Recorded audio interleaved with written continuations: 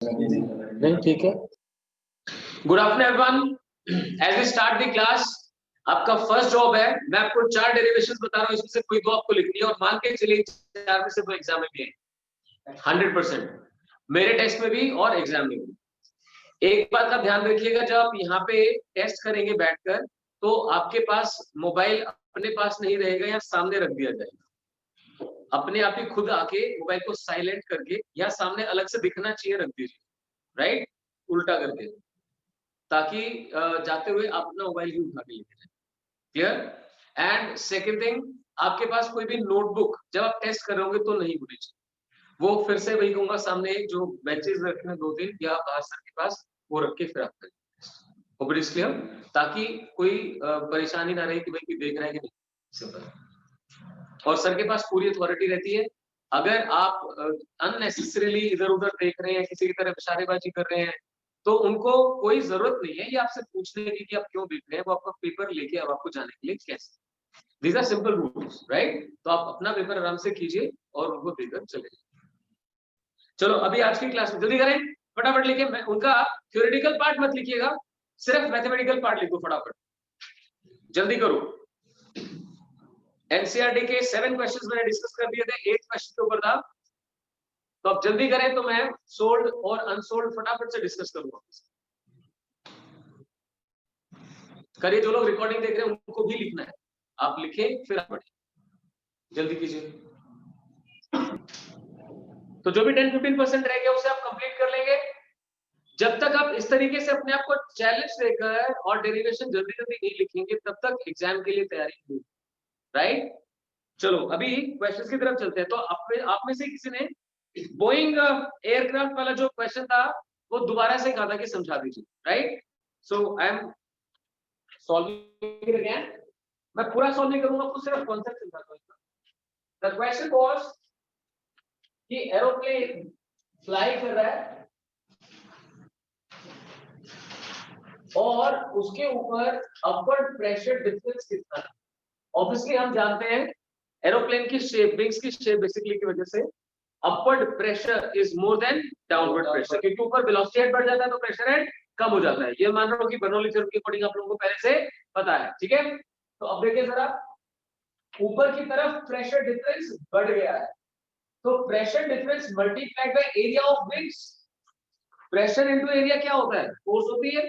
नीचे से pressure into area minus ऊपर से प्रेशर इनटू एरिया, मतलब प्रेशर डिफरेंस इनटू एरिया। ये क्या प्रोवाइड कर रहा है? Net upward force because of pressure difference.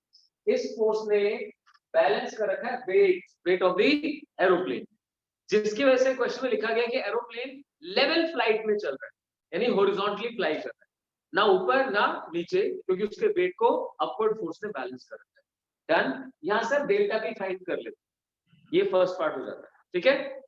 अब इसके बाद जो मेजर क्वेश्चन के अंदर आता है वो क्या कहता है, उसने आपको इसकी फ्लाइट स्पीड बता रखी है 960 किलोमीटर पर आवर, और वो आपसे पूछ रहा है कि what is the fractional change in velocity, fractional change in velocity of air above and below the wings।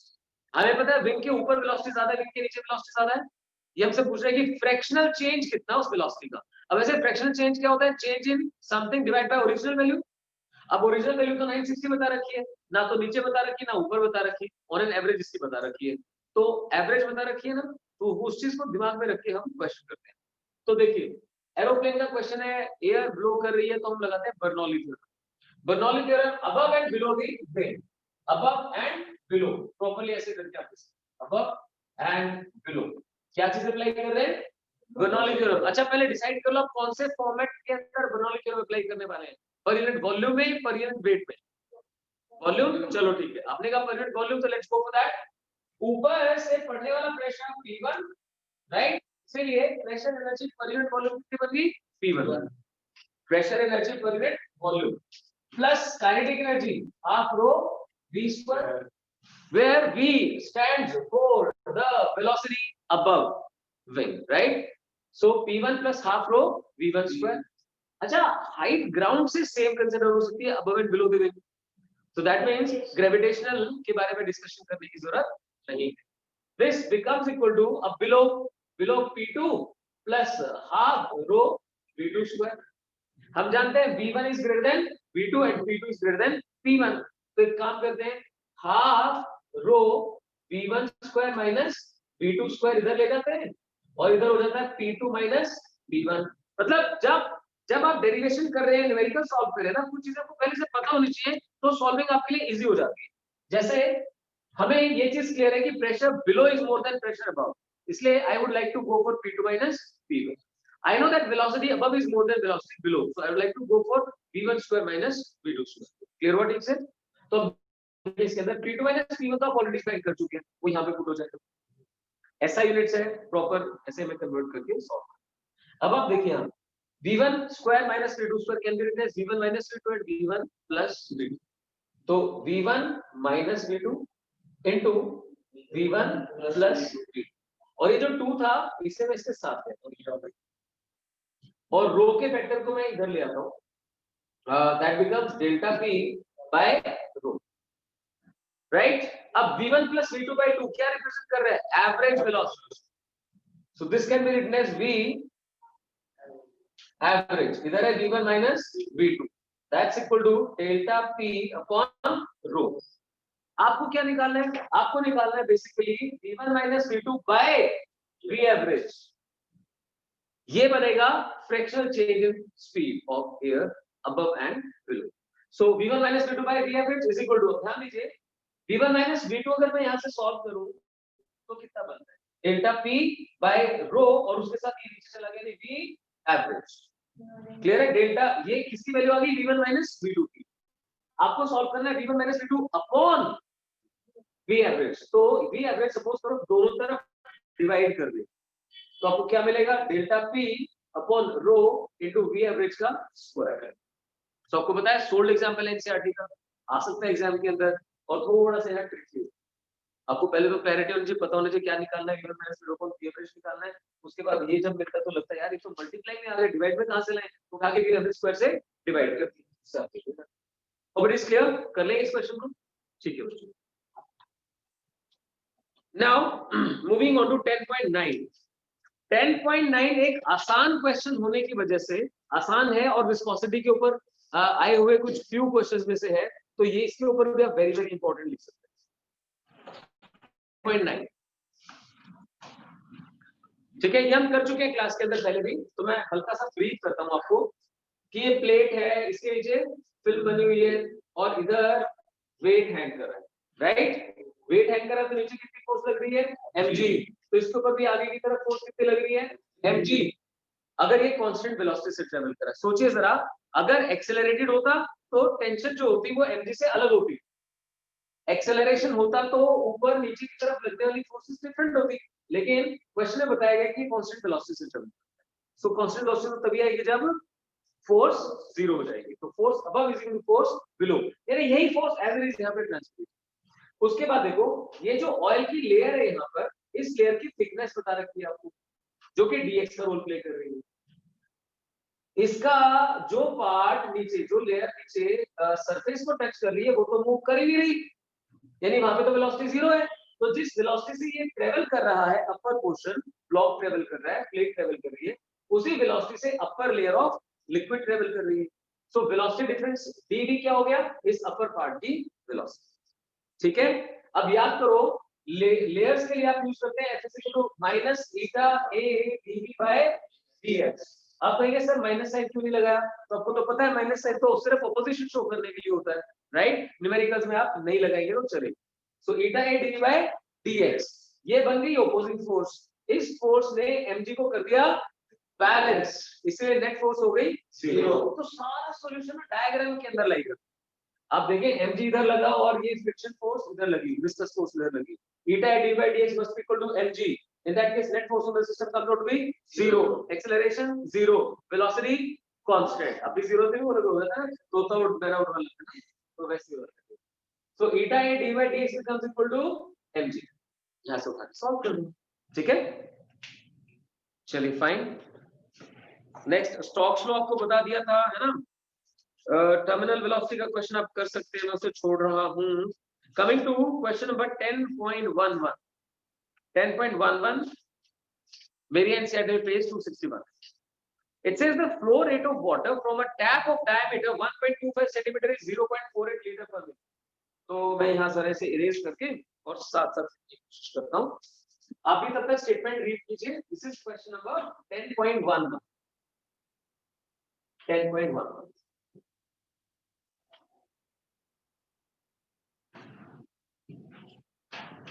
तो देखते हैं 10.11. और मैंने आप सभी को बोला कि अपने स्कूल के एग्जाम्स का शेड्यूल मुझे जरूर भेज दो. तो अगर 2-4 दिन की कोई ऑफ करना होगा तो कॉमन कुछ देख के तब करूंगा. ठीक है ना? वो प्रॉपर भेज दूंगा कब से कब तक. पूरा शेड्यूल भेज देना कब से कब तक. अब देखिए जरा, water flows from a tap of diameter. Tap का डायमीटर क्या है? 1.25 सेंटीमीटर. और कितना फ्लो कर रहा है? 0.48 लीटर पर मिनट. ये किस चीज की यूनिट लग रही है आपको? Litre per minute. Rate of flow. Volume upon time. Volume upon time है. सो रेट ऑफ फ्लो है और ये डायमीटर बन गया. अब क्या कहता है? Coefficient of viscosity beta given है 10⁻³ pascal second. After some time the flow rate is increased to. कुछ देर के बाद कितना बढ़ा दिया? 3 litre per minute. Characterise the flow for both the flow rates. दोनों फ्लो रेट्स में ये किस तरह से बिहेव करेगा? Would it behave as streamline और टर्बुलेंट? तो स्ट्रीमलाइन या टर्बुलेंट देखने के लिए तो आपके पास क्या होता है? या तो क्रिटिकल वेलोसिटी की वैल्यू पता हो, उसके बेस पे आप देख पाओ, या फिर रेनॉल्ड्स नंबर की तुम्हें पता है. मतलब क्वेश्चन में क्या सोचना चाहिए आप, समझ रहे हैं? पहले तो धनंजय क्या पता होना चाहिए? नेचर ऑफ फ्लो का मतलब क्या है? कैसा मोशन? स्ट्रीमलाइन या टर्बुलेंट. स्ट्रीमलाइन या टर्बुलेंट. अब इनको डिफरेंशिएट करने वाला पैरामीटर प्रीति बताओ. स्ट्रीमलाइन और टर्बुलेंट को डिफरेंशिएट करने वाले पैरामीटर्स कौन कौन से? कौन सी चीज इन दोनों को डिफरेंशिएट करवाती है? Critical velocity and Reynolds number. अब ये आना चाहिए यार, ऐसे ऐसे नहीं चलना चाहिए. Critical velocity and Reynolds number. तो क्रिटिकल वेलोसिटी में तो वेलोसिटी पता ही होनी चाहिए, इसलिए उसको हम यूज नहीं कर पाएंगे. सो रेनॉल्ड्स नंबर पे जाती है बात. अगर 2000 से कम हुआ तो स्ट्रीमलाइन, ज्यादा 3000 से ज्यादा हुआ तो टर्बुलेंट. तो याद है आपको रेनॉल्ड्स नंबर का फॉर्मूला क्या होता है? रेनॉल्ड्स नंबर का फॉर्मूला क्या होता है? Rho V D upon theta. हाँ, मैंने आपको बताया ये रेनॉल्ड्स नंबर जो बनता है वो बनता है rho V D by theta. Rho V D by theta. याद रहेगा? अगर याद नहीं रहा तो एग्जाम में नहीं हो पाएगा ना, क्वेश्चन नहीं हो पाएगा. ठीक है? Rho V D by theta. या ऐसे सोचो, क्रिटिकल वेलोसिटी का जो एक्सप्रेशन आया था वो क्या था? कांस्टेंट हाँ के थीटा बाय रो डी. आपकी मर्जी, आपको कोई एक तो याद करना पड़ेगा, उसके बेसिस पे दूसरा हो जाएगा. तो R से is equal to rho V D by theta. अब देखिए, rho represents density, V represents volume हाँ या velocity. Velocity. Rho VD, V represents velocity, rho represents density, D represents diameter, eta represents viscosity. तो देखिए viscosity है आपके पास और diameter भी है आपके पास. अब density भी होगी आपके पास. water है तो उसकी density आपको पता है 10⁻³ SI में और CGS में 1 हो जाएगी. अब क्या बचा? velocity. यानी velocity कैसे निकलेगी? बस यही इस क्वेश्चन में करने वाली चीज है. थोड़ा सा समझे. ये क्या प्रोवाइड किया हुआ है? Rate of flow. Rate of flow और वेलोसिटी में क्या रिलेशन होता है? a1 right. Rate of flow is equal to ab. a1 b1 is equal to a2 b2. Basically rate of flow को रिप्रेजेंट कर रहा हूं. अच्छे से क्लियर हुआ? इक्वेशन ऑफ कंटिन्यूटी जो आप लिखते हो उसको याद रखो. It is based upon mass conservation but ultimately it correlates rate of flow. ab is equal to constant. Sir ji समझ में आ रहा है कुछ? कौन सी इक्वेशन की बात करी मैंने? Equation of continuity. Equation of, और उसके अंदर किन दो चीजों का प्रोडक्ट यूज करते हैं? a into v. a b नहीं, a into v is equal to constant. ठीक है, शाबाश, वेरी गुड. सो देखिए फिर ध्यान से. अब a एरिया दे रखा है, ये डायमीटर है ना. आप जानते हैं एरिया क्या होता है? पाई d square by 4. Pi r square होता है ना. r is d by 2 उसका स्क्वायर करेंगे तो pi d square by 4. Area into velocity should be equal to rate of flow. जो आप देख सकते हैं शुरू में इतना है, फाइनली इतना है. तो इनसे आप वेलोसिटी फाइंड कर पाएंगे. हो जाएगा, वो उठा के फिर आप पुट करिए यहाँ पे, then you will be able to find the value of RCF. NCERT ने क्या कर रखा है वो मैं बता सकता हूँ। देखो अगर आप डाटा याद करें तो एग्जाम में क्वेश्चन सॉल्व करना थोड़ा सा इजी हो जाएगा। पहले पार्ट के लिए आर जो आया वो 815 आया और दूसरे पार्ट के लिए 5095 आया। Obviously 815 is very small streamline flow and 5095 turbulent. अब एक खास बताता हूं आपको, जो एनसीईआरटी है वो रेनॉल्ड्स नंबर की वैल्यू 1000 से बिलो ही स्ट्रीमलाइन कंसीडर करती है और 2000 से ऊपर टर्बुलेंट कंसीडर करती है। आप देख सकते हैं इन्होंने साफ साफ लिखा होगा यहाँ पे value is below 1000 and greater than this, तो इसकी अकॉर्डिंग करते हैं। आप चाहे तो एनसीईआरटी को फॉलो कर सकते हैं, बट बाकी जितनी बुक्स भी करोगे सब में 2000 और 3000, तो आप चाहे तो एनसीईआरटी से फिर आप 1000 और 2000, ठीक है। अब ऐसी चीजें जो भी आती है I always say you need to ask your teacher वो क्या प्रेफर करते हैं। कंपटीशन में 2000 3000 से कोई भी क्वेश्चन आते हैं। चलिए ठीक है, next question is on page number, बस लास्ट आ गया 10.12। देखिए ध्यान से, इसका भी लॉजिक मैंने आपसे डिस्कस कर दिया था, याद है। अगर सी लेवल से h डिस्टेंस नीचे चले जाओ तो प्रेशर कितना हो जाएगा, P atmospheric plus h rho जी, और मान लो वहां पर एक एयर बबल बना हुआ हो, उस एयर बबल के अंदर कितना एक्सेस प्रेशर होगा 2 सिग्मा बाय r, तो टोटल कितना हो जाएगा P atmospheric plus h rho g plus 2 sigma by r। ये मुझे तो कुछ उसी टाइप का क्वेश्चन लग रहा है, देखते हैं। It says that the lower end of a capillary tube of diameter 2 mm is dipped 8 cm below the surface of water in a beaker। आपने बीकर कंसीडर किया, उस बीकर के अंदर एक कैपिलरी ट्यूब ऐसे डाली, तो ये मान लो सरफेस है, सरफेस से ये कुछ डेप्थ पे है, यानी 8 सेंटीमीटर बिलो, 8 सेंटीमीटर बिलो, और इसका डाया कितना है, डाया इज 2 मिलीमीटर, ठीक है। What is the pressure required in the tube in order to blow a hemispherical bubble at its end in the water? यहाँ पे ये hemispherical bubble, आपने कभी ऐसा किया है? किया तो होगा, मतलब चाहे नारियल पानी पी रहे हो, चाहे कोल्ड ड्रिंक पी रहे हो, अगर आपके मुंह में स्ट्रॉ है तो वो खींचने की बजाय अपने फूंक तो जरूर मारनी होगी। बच्चों को बड़ा मजा आता है इसमें, बड़ नहीं, तो वो जो आप ब्लो करते हैं तो उसमें क्या होता है, नीचे एयर जा रही है ना, तो एयर का बबल बनता है, ठीक है। तो वो जो एयर बबल बनाना है उसकी बात है ना, कितनी सही चीज, हमने तो आज तक सोचा ही नहीं, कितने मुश्किल मुश्किल काम हमने कर दिए। तो देखिए ये कहते हैं कितना प्रेशर चाहिए आपको, what is the pressure required in the tube in order to blow a hemispherical bubble at its end in water. ध्यान दे जरा, मैं इस बबल के बाहर की अगर बात करूं तो बाहर कितना प्रेशर है, P atmospheric plus H rho जी, लेकिन अंदर जाओगे तो कितना ज्यादा चाहिए, यानी कि अंदर प्रेशर चाहिए P atmospheric plus H rho g plus 2 sigma by r, so that की बबल यहाँ पे बन पाए। बस यही क्वेश्चन है, तो आप देखोगे तो ये आ जाएगा, कर लेंगे। हाँ देख लो कितनी फिजिक्स है हर जगह, और बच्चे कह रहे फिजिक्स मुश्किल है, कुछ भी करते रहते हैं, सब फिजिक्स नहीं आता है लोग, मतलब आज तक यही नहीं पता था कि इसको टॉर्क कहते हैं। हाँ तो आप लोग, मैंने आपको जब भी टॉपिक करवाए तो कहा है, छोटे भाई बहन अगर आपके हैं, किसी पड़ोसी से बड़ा प्यार करेगा छोटे भाई से, तो उसको आप ये छोटी छोटी चीजें समझा सकते हैं कि भाई ऐसे जब आप टैप घुमाते हो तो आप क्या लगाते हो, कोई फोर्स, फोर्स को समझाओ कि फोर्स जो है किसमें कन्वर्ट हो चुकी है टॉर्क में। अगर आप गाड़ी का एग्जांपल देंगे, बॉयज को तो गाड़ियों का बहुत शौक होता है, तो उनको आप बता सकते हैं अरे इसमें टॉर्क लगता है, एक्सेट्रा एक्सेट्रा। चलो बातें कम काम ज्यादा।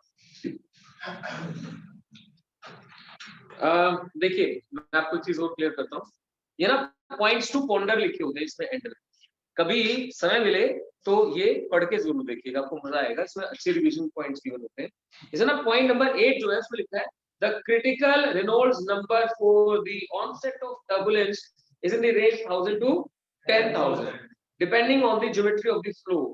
For most cases r less than 1000 signifies laminar flow and greater than between 1000 and 2000 is unsteady and greater than 2000 implies turbulent। NCERT यही कंसीडर। चलिए बैक एक्सरसाइज के क्वेश्चंस।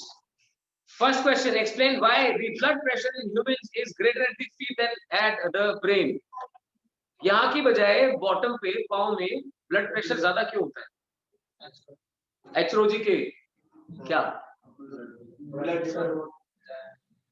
फीट के h हाइट ऊपर तक, यहाँ तक ब्लड वेन्स और blood veins हैं जिनको आप क्या बोलते हैं बेसिकली आर्टरीज एंड वेन्स बोलते हैं। अच्छा ठीक है, आर्टरीज एंड वेन्स होती है जिनमें ब्लड फ्लो कर रहा होता है ना। जो प्योर ब्लड है वो किसमें फ्लो कर रहा होता है? आर्टरीज में, राइट। तो हार्ट पंपिंग करता है वो आर्टरीज में जाता है। तो H rho g is the extra pressure exerted at the bottom. Atmospheric pressure at a height of about 6 km decreases to nearly half of its value at the sea level. Though the height of atmosphere is more than 100 km. आपको explain करना है। वैसे तो atmosphere की height 100 kilometre के आसपास आप मान सकते हैं, बट ये सारे 6 किलोमीटर के अंदर जाके प्रेशर आता होगा यार, ठीक है बात। It is all about density. आप समझिए कि जहां आप हैं वहां आपके जस्ट ऊपर वाली ये जो लेयर है, it is very dense as compare to the layers, density of layers above. ठीक है, very good. Above 6 kilometer, the density of atmosphere is very less or small. Hydrostatic pressure is a scalar quantity even though pressure is force divided by area. तो उसमें मैं दो logics दे सकता हूं आपको। पहला तो the force considered is always perpendicular to the surface, so it is fixed, कोई चेंज नहीं हो सकता उसके। दूसरा, पास्कल्स लॉ के अकॉर्डिंग अगर आप लिक्विड के अंदर जाते हैं in equilibrium of rest, then pressure exerted in all the directions is same, so it has got no specific direction, so it should be treated as scalar quantity. NCERT क्या answer करती है? would be interesting to see ये लोग क्या कहते हैं। 10.1 always give respect to NCERT। लोग जो कहते हैं उसे समझा करें। इन्होंने रिस्पेक्ट ली नहीं भाई आंसर ही नहीं किया, फिर भी रिस्पेक्ट कर लेना, कोई बात नहीं। तो कोई बात नहीं, मैंने आपको बताया कि एक पॉइंट के ऊपर हर तरफ प्रेशर सेम होने की वजह से प्रेशर की आप कोई स्पेसिफिक डायरेक्शन डिफाइन नहीं कर सकते। सेकेंडली, जो फोर्स कंसीडर करनी होती है that has to be perpendicular to surface, so उसके लिए भी जब फिक्स ही होगी कोई चीज तो उसमें डायरेक्शन की सिग्निफिकेंस लूज होगी। Second, explain why the angle of contact of mercury with glass is obtuse while that of water is acute. Yeah, the basic deciding factor is cohesive forces. Cohesive forces in case of mercury are much greater than that in water. ठीक है। Water on a clean glass surface tends to spread out while mercury on a same surface tends to form drop. Why? Because of greater surface tension. And water has got acute angle of contact and mercury has got obtuse angle of contact. दोनों बातें डालो, क्या पता teacher क्या देखना चाह रहा हो। ठीक है, हाँ वो डाल सकते हो। कोहेसिव फोर्सेस ज्यादा है इसीलिए एंगल ऑफ कांटेक्ट ज्यादा है। कोहेसिव फोर्सेस ज्यादा तो एंगल ऑफ कांटेक्ट ज्यादा होगा। Then surface tension of a liquid is independent of area of the surface. हाँ जी, surface tension is independent of the area of the surface. Surface tension जो है वो तो हम force per unit length depend करते हैं, it does not depend upon area. Water with detergent dissolved in it should have small angle of contact. हाँ जी,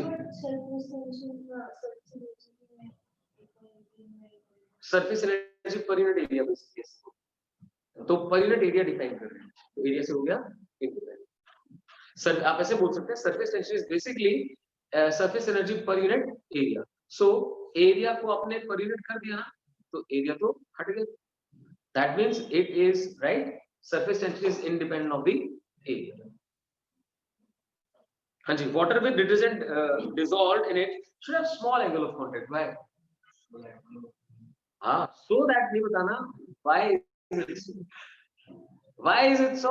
कम on, I told you about soluble and insoluble impurities, बताया था। soluble and insoluble impurities आपको पता है, salt अगर डाल दोगे तो कपड़े धोना बहुत मुश्किल हो जाएगा, जबकि अगर डिटर्जेंट डालते हो तो वो क्यों? क्योंकि उसने कोहेसिव फोर्सेस और सरफेस टेंशन को रिड्यूस कर दिया। अब water can stick to dirt, है ना। मैकेनिज्म में एक और पॉइंट रहता है जो आप बोल सकते हैं hydrophilic and hydrophobic. Overall what you tell is effective surface tension has got reduced. Drop of liquid under no external forces is always spherical in shape. Drop of liquid spherical क्यों है? Because for given volume the surface area of sphere is minimum. देखिए, due to surface tension right? Liquid surface tends to minimize its area, and for any given volume the minimum surface area is for sphere. हाँ जी, पर clear हुआ? क्या क्या चीजें मैंने बताई? For given volume surface area of which shape is minimum? Sphere, right? ध्यान रखें sphere है बस. हाँ, for given length, for given perimeter circle का enclosed area maximum. एक धागा लेके आप उससे अलग अलग शेप्स बना के देखिए, क्लोज फिगर्स. सबसे ज्यादा एरिया कौन एनक्लोज करेगा? सर्कल. ये मतलब हाँ जी, गिवन वॉल्यूम के लिए. ठीक है, थर्ड क्वेश्चन करवाने की जरूरत है क्या? फोर्थ क्वेश्चन देख लेते हैं. मतलब ये फिल इन द ब्लैंक है, तो आप देख के भी कर सकते हैं, कर लेना जरूर, क्योंकि बोर्ड का पैटर्न अब फिल इन द ब्लैंक्स का भी है. To keep a piece of paper horizontal, you should blow over, not under it. हाँ जी,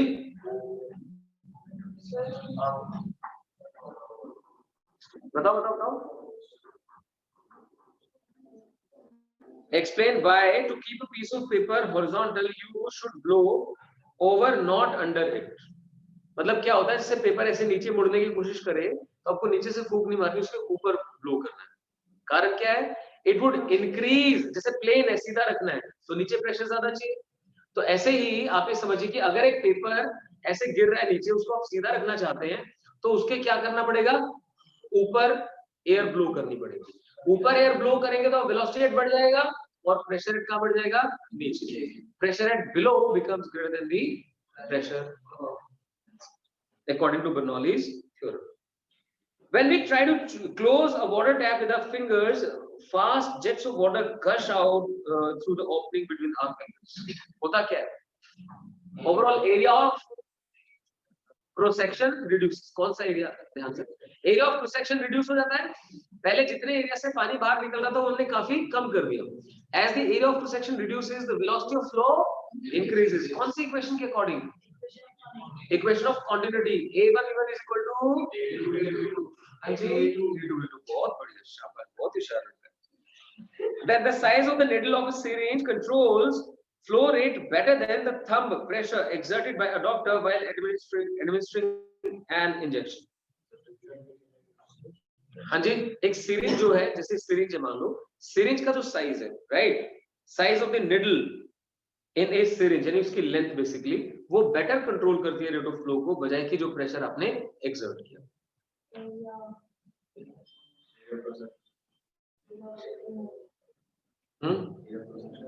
एरिया ऑफ सेक्शन कम हो जाता है, उससे क्या होता है? वेलोसिटी कंपैरेटिवली ज्यादा हो जाता है. ये वेलोसिटी ज्यादा करने की बात कर रहा है या कुछ और कह रहा है? It controls the flow better. Thumb pressure की बजाय लेंथ ऑफ द ट्यूब जो है या एरिया ऑफ सेक्शन है, वो रेट ऑफ फ्लो को बेटर कंट्रोल करता है. रेट ऑफ फ्लो का फॉर्मूला क्या है? मैं जो कह रहा हूं बस आप वो करें, अपने आप अपना आंसर निकालें. और किसी को नहीं पता? Rate of flow, Poiseuille's equation, sorry कुछ बोला कर. Rate of flow is equal to क्या होता है? Pi by 8 P by L R power 4 by eta. मेरे हाथ में होती है ना ईटा, तो भी इससे फूट जाता तुम्हारे. So pi by 8 p by l r power 4 by eta. That is the formula we need to consider. अब देखो इसमें कौन सा ज्यादा डोमिनेटिंग फैक्टर है? देखो देखो, शाबाश. हाँ, pi by 8 p by l r power 4 by eta. Dominating factor कौन सा है? किसकी पावर सबसे ज्यादा है? r, यानी साइज ऑफ निडल. निडल का की जो रेडियस है, रेडियस की फोर्स पावर कंट्रोल कर रही है रेट ऑफ फ्लो को, जबकि प्रेशर डिफरेंस की कौन सी पावर है? आई गल समझ? तो यहाँ पे उसका कॉन्सेप्ट सीखो. सो प्रेशर डिफरेंस की फर्स्ट पावर और रेडियस की फोर्थ पावर इन्वॉल्व है, तो there is more dominance of radius as compared to pressure exerted. Clear? आगे सुनिए. नेक्स्ट देखें. A fluid flowing out of a small hole in a vessel results in a backward thrust on the vessel. अगर कोई vessel है, उसमें आप छेद कर दे, उसमें से पानी या लिक्विड बाहर निकलने लगे, तो उसकी वजह से बैकवर्ड थ्रस्ट लगेगा. To conserve linear momentum. ध्यान है आपको, अगर लिक्विड आगे जाएगा तो पीछे की तरफ फोर्स एक्सर्ट। हाँ, ऑयल टैंक क्या है, आप और भी एग्जांपल ले सकते हैं। किस चीज का लेना चाह रहा था ना, किसी बॉटल में, राइट, आप सिंगल होल करके, बस इतना होल कि उसमें स्ट्रॉ जा सके, सिर्फ उतना होल करके आप उसमें से कुछ पीने की कोशिश हो ही नहीं पाएगा। जब सेकंड होल करोगे तो एयर के जाने का रास्ता और लिक्विड के आने का रास्ता तब बनेगा। It is a close circle. किसी लिक्विड को ऊपर आना है तो वहां पे प्रेशर भी तो पड़ना चाहिए ना। वो प्रेशर कौन एक्सर्ट करेगा, क्या करेगा? स्ट्रोक। मैं ये चाहूंगा कि आप करके देखें। आप क्या करें, जैसे कैन वगैरह होता है या फिर बॉटल होती है, उसमें उतना ही छेद करें जितना स्ट्रॉ जा सकती है, बस, और स्ट्रॉ से उसे पीने की कोशिश करें। एक बार आएगा, उसके बाद आना बंद हो जाएगा। जब हल्का सा छेद करोगे इधर उधर तो उसमें से हवा का फ्लो बनेगा, हवा नीचे जाएगी और वो ऊपर आएगा। एक्चुअली एटमॉस्फेरिक प्रेशर मेंटेन हो जाएगा। आपको पता है, जब स्ट्रॉ से आप कोई चीज ड्रिंक करते हैं तो आपके जो लंग्स हैं, हाँ, आपके लंग्स में जो प्रेशर होता है वो एटमॉस्फेरिक प्रेशर से कम होता है। ये बताओ कि कोई चीज फ्लो कहां से कहां करती है, लो प्रेशर से हाई प्रेशर या हाई प्रेशर से लो प्रेशर? हाँ, सुना नहीं, हाई से लो। तो जब कुछ पीते हैं, ड्रिंक करते हैं, तो वो आपके अंदर जाता है, आपसे बाहर निकलता है, अंदर जाता है ना, तो दैट मींस अंदर प्रेशर कम होना चाहिए। जब आप ऐसे खींचते हैं, सुनना ध्यान से, ऐसे करके खींचते हैं तो वेलोसिटी बढ़ जाता है, तो प्रेशर ऐड हो जाता है कम, और एटमॉस्फेरिक प्रेशर होता है 7। तो ये मैंने एक और कॉन्सेप्चुअल क्वेश्चन आपसे डिस्कस कर दिया। Very good Sanyam. When we blow air suddenly, right, तो वहां पे वेलोसिटी बढ़ जाता है, प्रेशर कम हो जाता है, जबकि बाहर जहां से आप उसे सक करने की कोशिश कर रहे हैं वहां पे प्रेशर कंपैरेटिवली ज्यादा होता है। तो लंग्स के अंदर प्रेशर कम होता है जब आप कुछ ड्रिंक करने की कोशिश करते हैं। एग्जैक्टली वही ना, थोड़ा सा, जरा सा भी अगर एयर के जाने के लिए रास्ता है तो बात बन जाएगी। बिल्कुल एयर टाइट होना चाहिए वो ना। आप देखना, ऐसे करोगे तो एक बार आएगा लिक्विड और वो पिचक जाएगी, जगह नहीं मिलेगी। फिर पिचकने की वजह से इधर से थोड़ी थोड़ी हवा निकलेगी, फिर छोड़ोगे हल्का सा, फिर आएगा, फिर बंद। ये प्रोसेस है। चलिए बस बातें कम करवाओ, काम ज्यादा करो। A spinning cricket ball in air does not follow a parabolic trajectory. अगर, very good Anshu, it is magnetic, right? अगर एक बॉल को विदाउट स्पिन किए, मतलब घुमाए, आप सीधा फेंके, तो it is gonna follow a parabolic, expected parabolic trajectory. But if it is spinning, it would follow unexpected trajectory. Spin आगे की तरफ है या पीछे की तरफ है, ये मैटर करता है। अच्छा बताना जरा, स्पिन आगे की तरफ है तो ट्रेजेक्टरी छोटी हो जाएगी या बड़ी हो जाएगी? छोटी हो जाएगी, बहुत बढ़िया। और अगर पीछे की तरफ स्पिन किया तो बड़ी हो जाएगी। Very good, excellent. इसके ऊपर एक क्वेश्चन याद आ रहा था मुझे, spinning of the ball backward forward. हाँ, जो बुलेट होती है, बुलेट की शेप स्फेरिकल नहीं बना सकते। बुलेट कैसी होती है? सिलिंड्रिकल होती है, विद पॉइंटेड सरफेस। क्या उसे गोल स्फेरिकल नहीं बना सकते? क्या फर्क पड़ जाएगा भाई? अच्छा, अभी तो आपने पढ़ा मैग्नेस इफेक्ट। जो चीज स्फेरिकल होती है उन पे मैग्नेस इफेक्ट लगता है। आपने फायर किया सीधा, ये सोचा कि वहां तक ये पहुंचेगी, और पता लगा पहले हो चुकी। आगे बात समझ में आपको? सो स्फेरिकल अगर बुलेट्स कंसीडर की जाएंगी तो उनके ऊपर लगेगा मैग्नेस इफेक्ट, वो एक्सपेक्टेड ट्रेजेक्टरी फॉलो ही नहीं करेंगे। It is made cylindrical, so that अगर स्पिन होगी तो ऐसे ऐसे नहीं होगा। आगे बात समझ? ठीक है। 10.5 जिन्होंने क्वेश्चन करके बताते हैं। 10.5 आपका वो है क्या? 10.5 तेरा क्वेश्चन तो तुमने भी करके थे, बताना जरा। ओ तेरा ये उल्टे सीधे का क्या चक्कर है? आप आगे से क्यों नहीं करते हो? हो गया। 6 क्वेश्चन बैरोमीटर वाला, ये भी हो गया बस। ये पढ़ने बड़ा मजा आता है कि बच्चों देखें। इट सेज, हाँ 6 क्वेश्चन धनंजय को खास तौर पे देखते हैं। Torricelli's barometer used mercury. Pascal duplicated it using French wine of density, of density 984 kilogram per meter cube. Determine the height of wine column for normal atmospheric pressure. Suddenly some students get so much interest in physics, है ना? क्या formula आता है इसके अंदर? H rho g. Obvious atmospheric pressure की बात करूँ तो क्या आ जाएगा? H1 rho 1 g is equal to H2 rho 2 g. ठीक है. 10.7. A vertical offshore structure is built to withstand a maximum stress of 10.9 Pascal. Is the structure suitable for putting up on top of an oil well in ocean? Okay. Take the depth of the ocean to be roughly 3 kilometer and ignore ocean currents.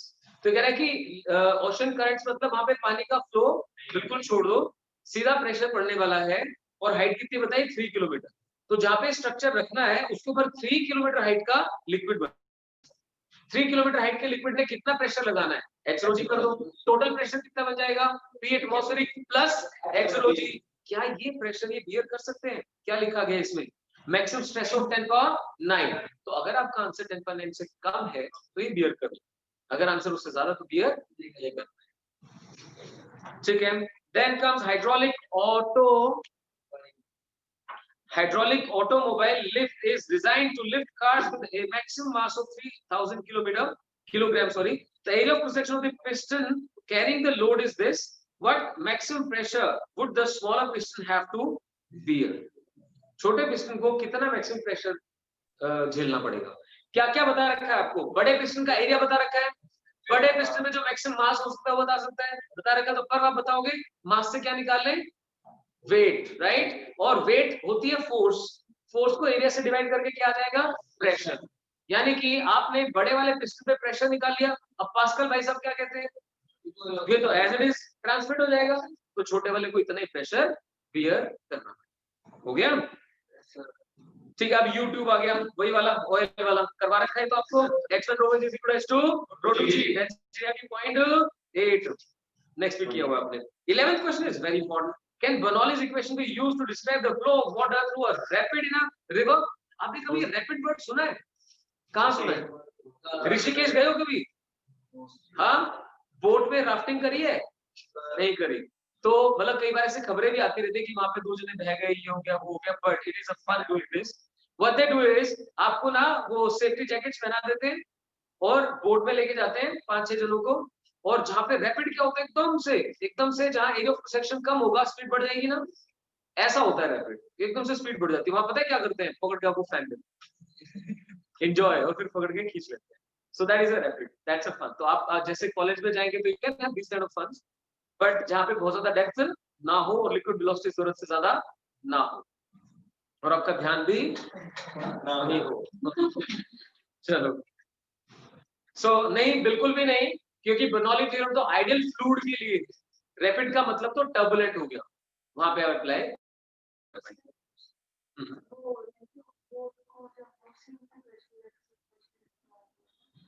चलो उसको भी discuss कर दूंगा आपसे. अभी यहाँ मेरे को ये क्वेश्चन नेक्स्ट लेना जरूरी है.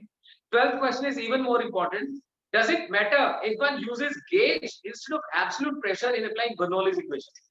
जब बर्नौली इक्वेशन अप्लाई करते हैं तो एब्सोल्यूट प्रेशर की बजाय अगर गेज प्रेशर यूज कर लें तो क्या कुछ गड़बड़ हो जाएगी? अच्छा, गेज प्रेशर होता क्या है?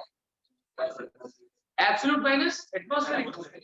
टिल द टाइम जिन 2 पॉइंट्स के लिए आप बर्नौली थ्योरम अप्लाई कर रहे हैं वहां पे एटमॉस्फेरिक प्रेशर ऑलमोस्ट सेम हो, कोई फर्क नहीं पड़ता. लेकिन पता लगा एक बिल्कुल ऊपर था एक बिल्कुल नीचे था तो उसमें फर्क पड़ जाएगा. इसलिए इंपॉर्टेंट क्वेश्चन है, तो आपको आंसर करना आना चाहिए. It would not be applicable in case the pressure at 2 points, atmospheric pressure at 2 points differs much from each other. ठीक है? ठीक है. ग्लिसरीन फ्लो, ये फ्लो. आपका डाउट कोई होता है? 13th question. अच्छा चलो ठीक है, ये मैं करवा देता हूँ. आज का probably last question take on करते हैं. Glycerin flows steadily through a horizontal tube of length 1.5 meter and radius 1 centimeter. The amount of glycerin collected per second at the other end is this. Kilogram per second लिखा हुआ है. Rate of flow आ गया? हाँ, कोई बात नहीं, मैं clear करता हूँ. What is the pressure difference between the two ends of the tube? Density दे रखी है, viscosity दे रखी है. सबसे पहले तो परीक्षित ये सोचने की कोशिश करोगे इस क्वेश्चन में क्या फॉर्मूला यूज होना चाहिए. ये क्वेश्चन किस कॉन्सेप्ट को टेक ऑन कर रहा है? पढ़ो सभी, पढ़ के कोशिश करो. ये बात कर रहा है ग्लिसरीन फ्लो कर रही है, लेंथ ऑफ ट्यूब दे रखी है, रेडियस ऑफ ट्यूब दे रखी है. लेंथ भी है और रेडियस भी है.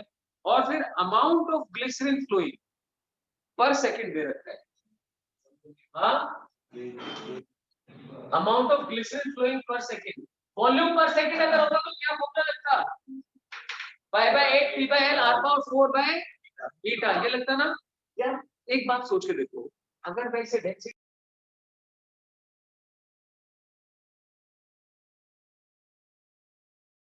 नहीं करना था, फिर सुनो मेरी बात, तो वॉल्यूम फ्लोइंग पर सेकंड तो पता ही है, पॉइजनस इक्वेशन से आता है।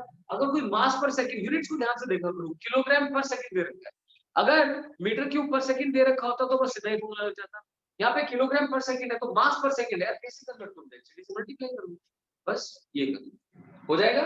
तो ये तो फाइंड ही कर, मतलब गिवन है आपको, यहाँ से आपको क्या चीज फाइंड करनी है, प्रेशर डिफरेंस, ये पी फाइंड आउट करना है। लेंथ भी दे रखी है, रेडियस भी दे रखी है, विस्कोसिटी भी दे रखी है, डेंसिटी भी कर लोगे, ठीक है। तो अभी मैं यहीं तक क्वेश्चंस टेक ऑन कर रहा हूं, आप अपनी तैयारी कीजिए जमकर, कल मिलते हैं। Thank you very much.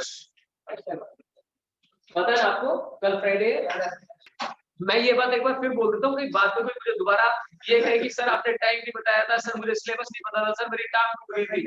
आपका टेस्ट 1:30 to 2:30 और दूसरे ग्रुप का 4 to 5।